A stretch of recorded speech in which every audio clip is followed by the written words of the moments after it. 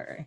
Hello, everyone. Welcome back to another episode of Greg Talks. I am your host, Greg, and today we have a special guest joining us today. She is the CEO of a company called the STEM Collaborative, a company that focuses on STEM from an artistic perspective. She's also the founder of a social media brand called Jasmaven that focuses on connecting you with the right people within your network, and she is also known as the Dancing Rocket Scientist.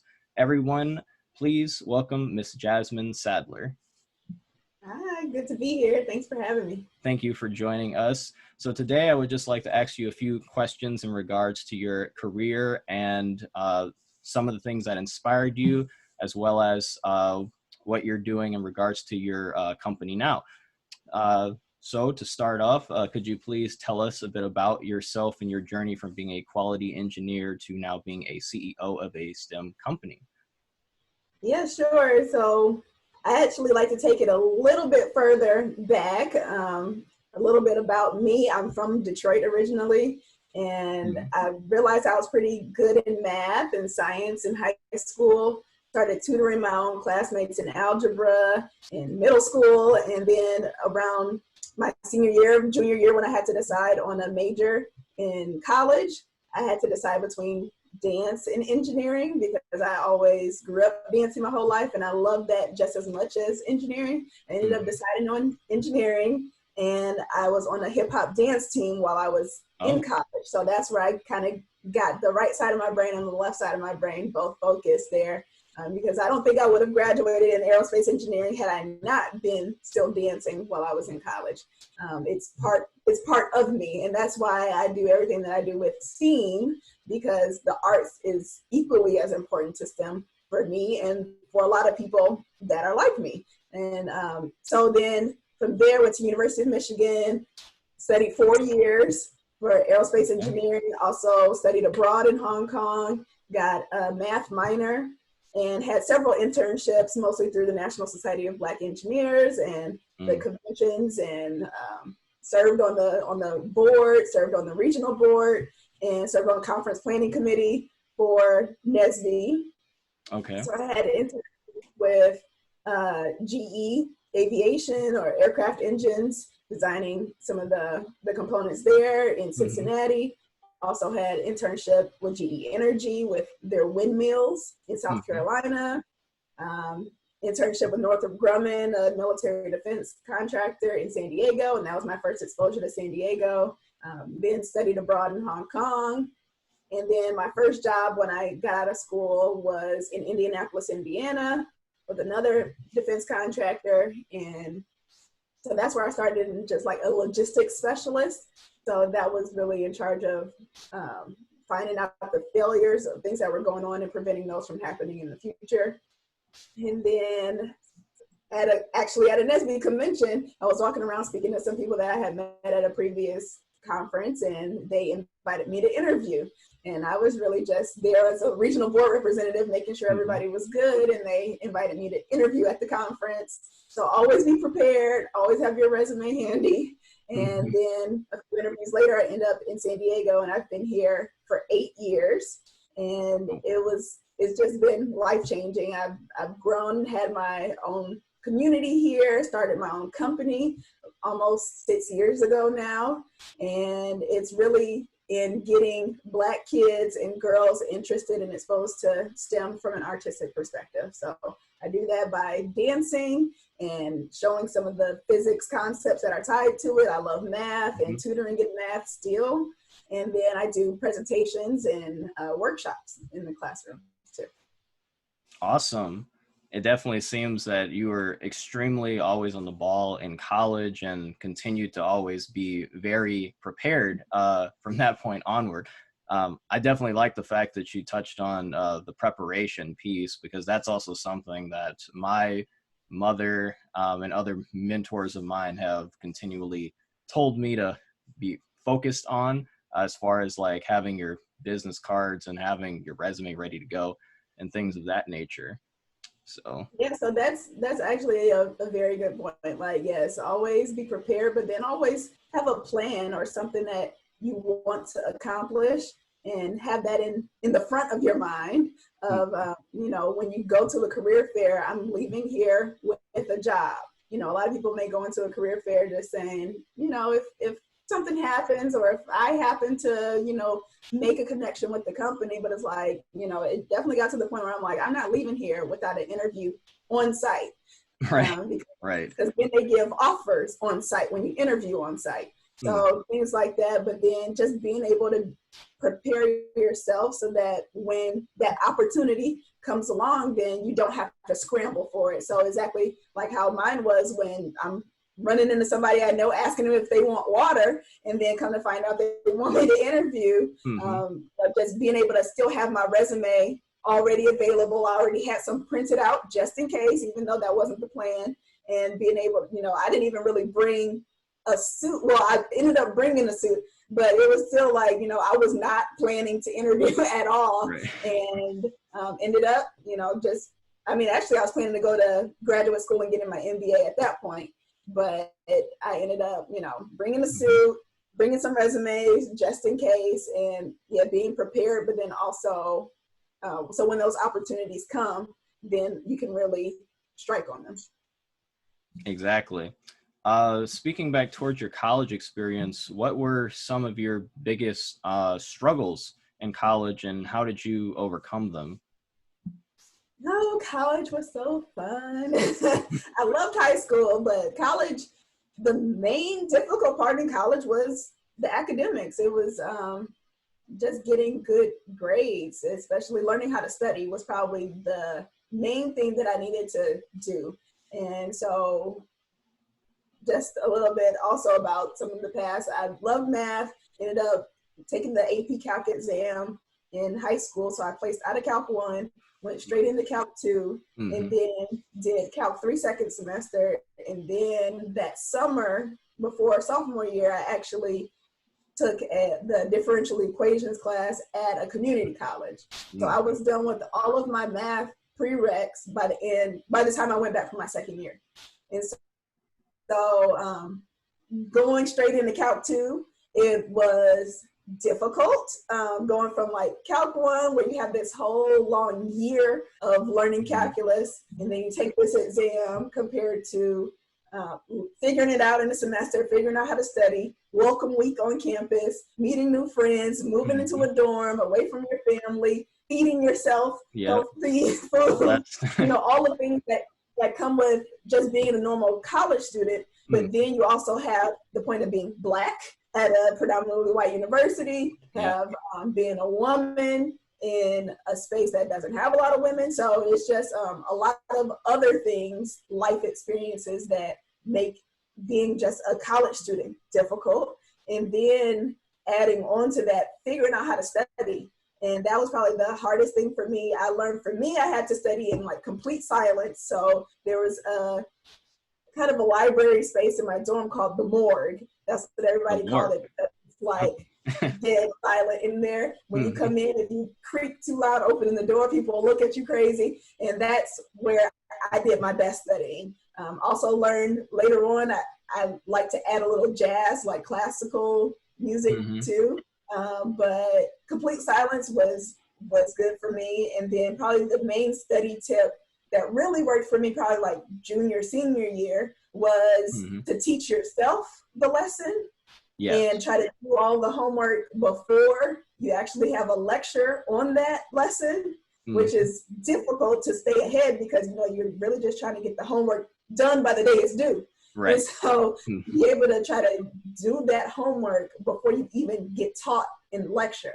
So then when you go to the lecture and they're teaching you the different concepts, then you can be like, the things that you had questions on when you were doing the homework, now you can ask those questions in front of the whole lecture hall if you want. And those are the kids that everybody's looking like, how do you know that already? You know, like, oh yeah, so I kind of went through something like this. And so you have a very specific question that you need help understanding instead of just sitting there in the lecture.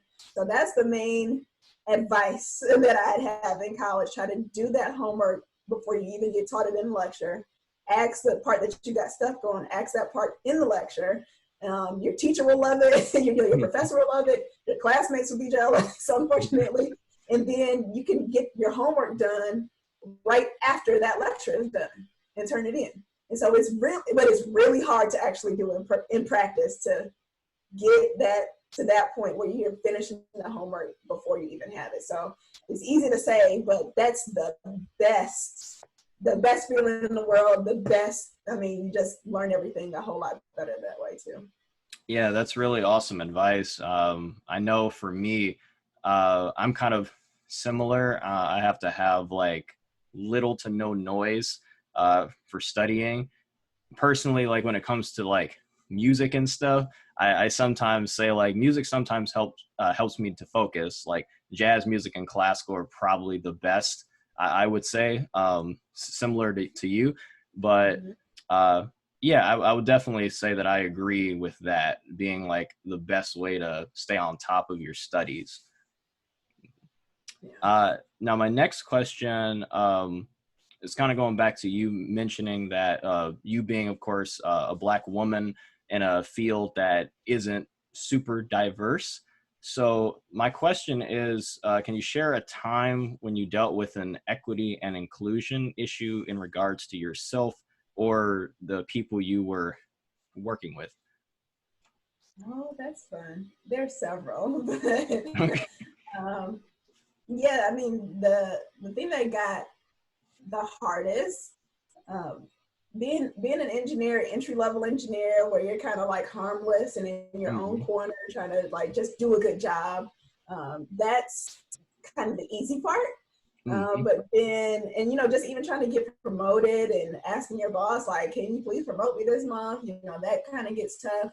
But then it was, since you asked about equity and inclusion, I was part of the employee resource group, so definitely be interested in companies that have that, because it shows that to some extent they have a level of understanding of the importance of diversity and inclusion. And so I actually started one at my first job because there wasn't one. And then when I came to my next job, I was very, very instrumental in that group. So we would go as an employee resource group to NSBE convention to recruit Black students into the company. But then we'd also do a lot to try to retain African-American employees at the company that we were at. So ended up in meetings with the president of the company, vice presidents of the company, planning a summit so that the leaders of all of the employee resource groups could meet with the directors and above for the company. So those are some of the things that I did for diversity, equity, and inclusion. But then the hard part, or the challenging time, was when it came time for my performance appraisal. And then you have to type in everything that you did for the year and basically try to sell yourself to the boss that you should get a promotion, or even just, sometimes we're really just fighting that you get a ranking of that you exceeded expectations, because that ranking follows you through all of your jobs. So if you're not going to give me more money, at least give me that, kind of ranking. And so after meeting with the president of the company, bringing all like the African-American employee resource group leaders in the boardroom on the third floor with the president and vice president, I put that on my performance appraisal, and my boss told me that doesn't give you any extra credit. Like, because what this performance appraisal is on your job and how well you did as an engineer, and not all of this other stuff. So that was a really tough time. That was one of the times I cried at work, and it just made me feel like all of the efforts that I was putting in, all of the progress we were making of like hiring people who looked like us was just worthless. So that was probably definitely one of the toughest times at work, where it was a big challenge to navigate that space and feel like I was valued. And so, of course, the president and the higher ups of the company were very, very supportive, but then the direct manager is not always supportive, because at the end of the day, they have their goals and they involve the work that I do. And so I end up leaving the field after about 10 years working as an engineer. And, that was part of the reason of it. And then part of it was like, instead of me fighting this fight within this company, let me start a company that'll get more kids to be like us. So, you know, the more that we can start this pipeline, the more students we can have in this pipeline to eventually be engineers, and it won't be so weird when they're actually at a company like that. Or forget that a company like that, you know, maybe I don't even want you to work for a company like that. I want you to start your own company that does have that diversity, inclusion, and equity embedded in the company that you start.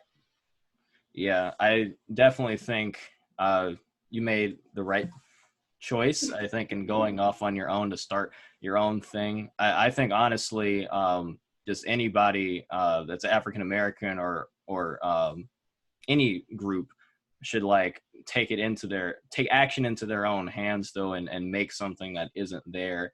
And that's what I love about entrepreneurship though, is that it gives us the opportunity to create something out of nothing, essentially. And I'm really glad that you stuck through and continue to progress, you know, and give opportunities to others that might be interested or looking for an avenue to take their interest further.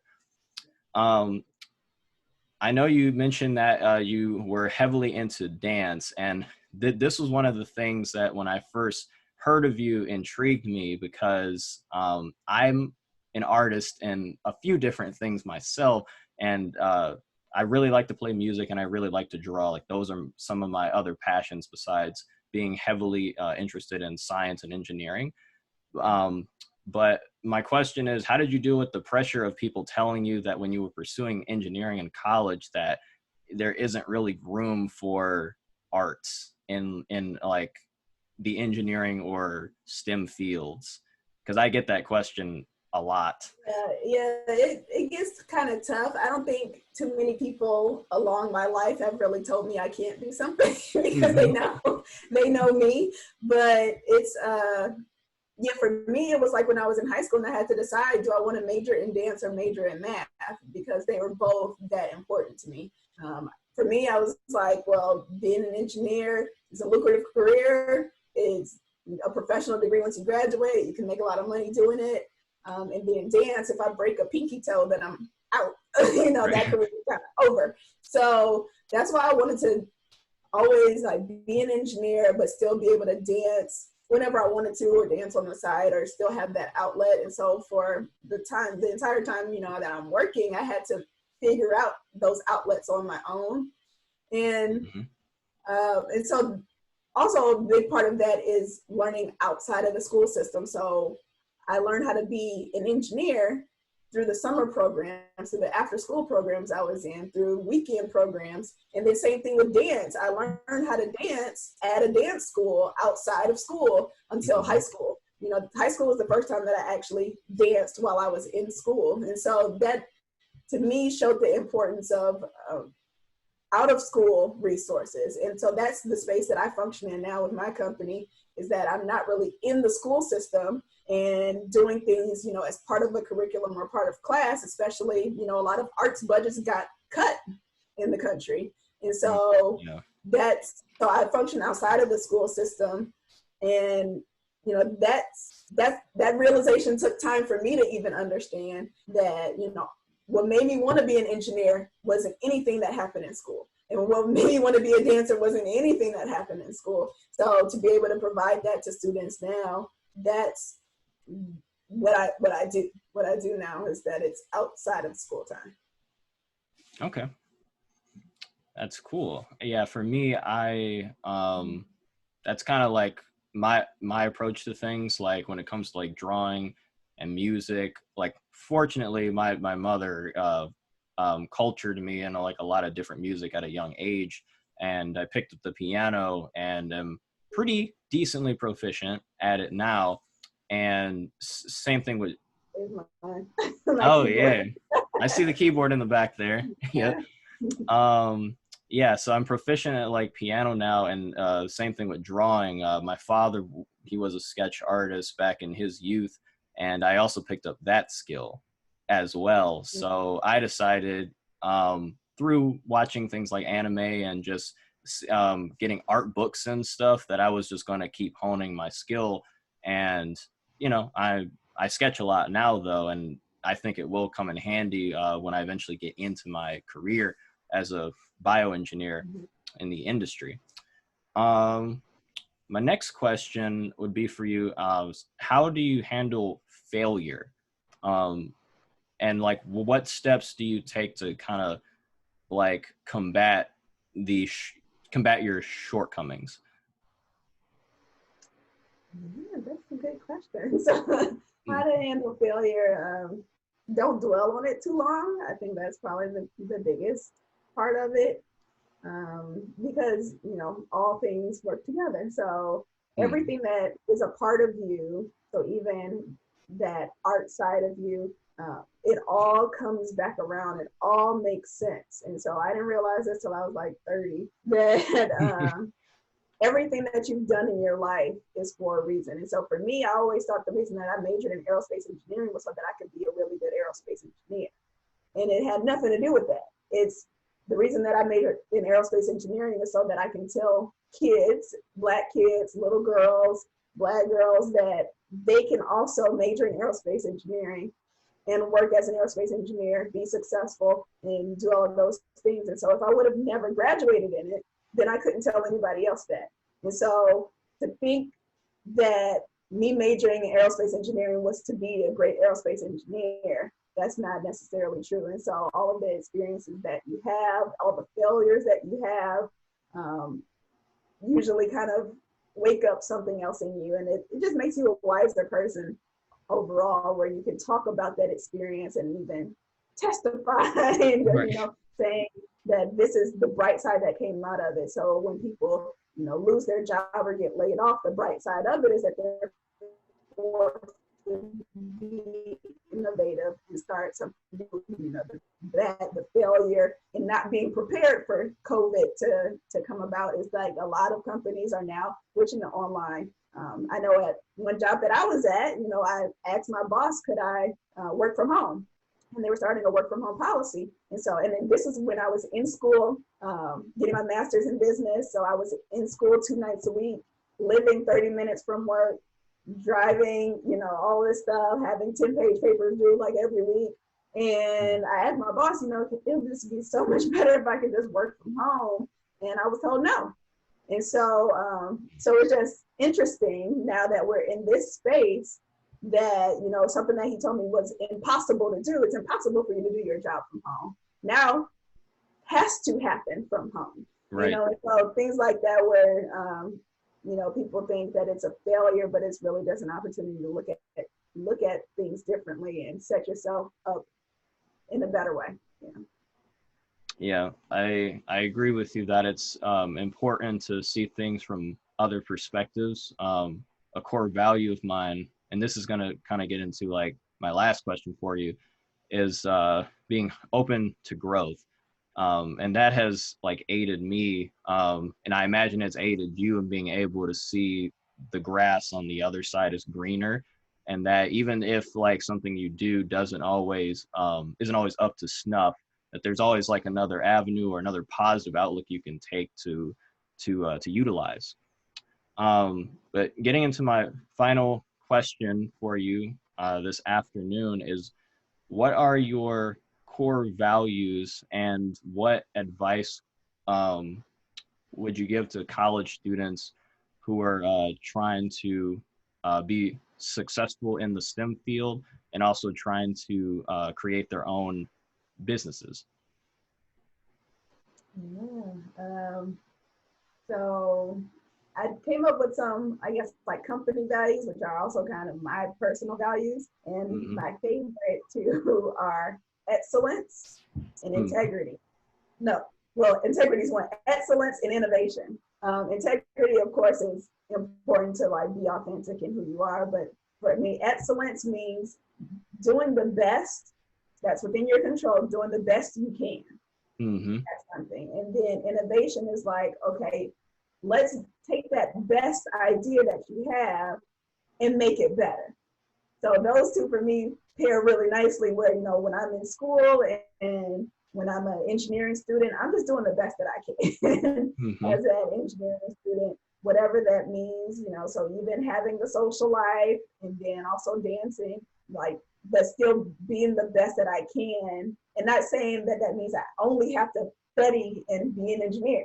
That means be the best Jasmine I can be. And then innovation, adding on to that. Okay, now that I'm the best Jasmine I can be, now what else can I add? What else can I, who else can I impact? How else can I grow? And so, like I showed you the keyboard, I learned how to play last year and so I took a class at a community college. So super cheap, got me exposed to a lot of different students that are all like my age, which is pretty cool going to a community college. So always still growing, but then yeah, always doing the best, do at least the best you can, you know, Yep. do the best you can and then do better than that. All right. Well, thank you, Miss Sadler, for joining us this evening. Thank you for sharing your wisdom and continuing to inspire people like me and other kids to continue to pursue STEM and continue to follow their passions through.